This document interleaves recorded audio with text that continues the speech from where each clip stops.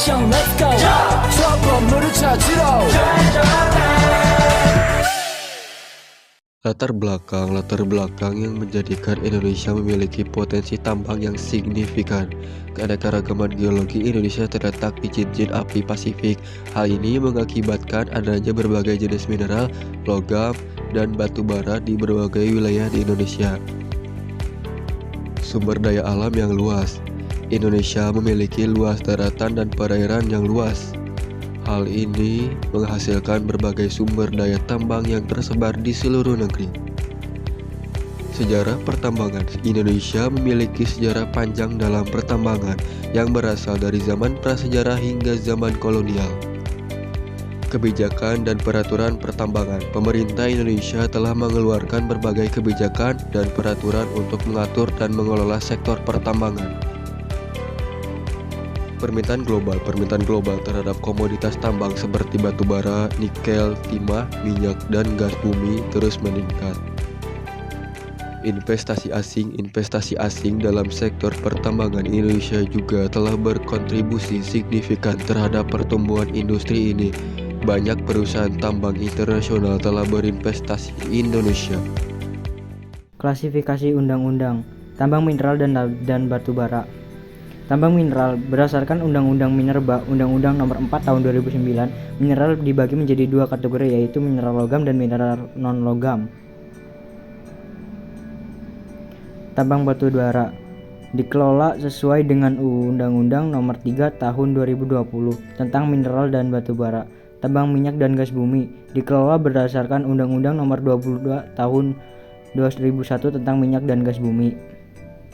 Tambang panas bumi. Pengaturan tambang panas bumi termasuk dalam Undang-Undang Minerba. Tambang bahan galian golongan C. Golongan C mencakup material bangunan seperti pasir, kerikil, dan tanah liat. Pengaturannya terdapat dalam Undang-Undang Minerba.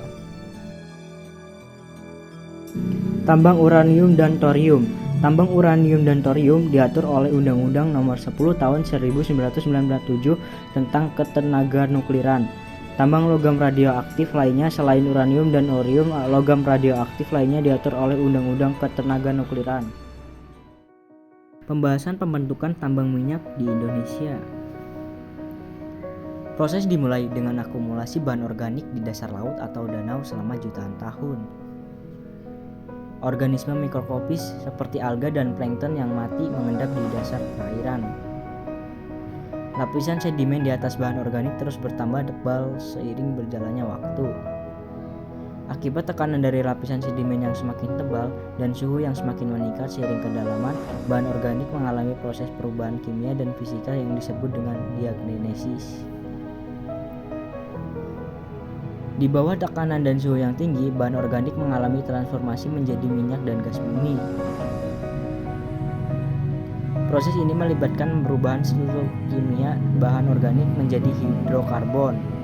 Minyak dan gas bumi yang terbentuk kemudian akan bermigrasi melalui batuan reservoir yang berpori atau retakan di dalam kerak bumi. Migrasi ini dipengaruhi oleh sifat-sifat fisika batuan dan tekanan yang ada. Minyak dan gas bumi akan terakumulasi di reservoir alami yang biasanya terdiri dari batuan-batuan berpori seperti batu pasir, batu kapur, atau batuan karbonat. Batuan reservoir ini bertindak sebagai wadah penyimpanan utama. Di atas reservoir biasanya ada batuan penutup yang rapat dan impermeable yang disebut sebagai segel batuan. Segel batuan ini mencegah minyak dan gas bumi naik lebih jauh ke permukaan. Untuk mengekstraksi minyak dan gas bumi, perusahaan tambang melakukan pengeboran sumur-sumur minyak di lokasi yang dianggap memiliki potensi eksploitasi. Potensi tambang di Indonesia. 1. Batu bara. Indonesia adalah salah satu produsen batu bara terbesar di dunia. 2. Mineral logam. Indonesia memiliki cadangan mineral logam seperti nikel, timah, dan lain-lain. Indonesia memiliki potensi besar dalam industri tambang di Indonesia. 3. Mineral non-logam. Terdapat berbagai mineral non-logam seperti pasir kuarsa, fosfat, gipsu, dan batu kapur yang memiliki potensi eksploitasi untuk keperluan konstruksi dan industri kimia. 4. Minyak bumi. Indonesia adalah produsen minyak bumi yang signifikan.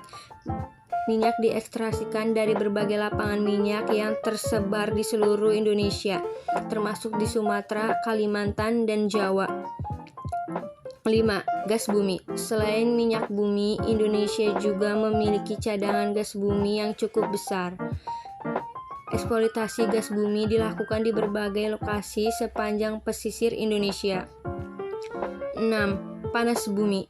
Indonesia memiliki potensi panas bumi yang signifikan, terutama di Jawa, Bali, dan Nusa Tenggara.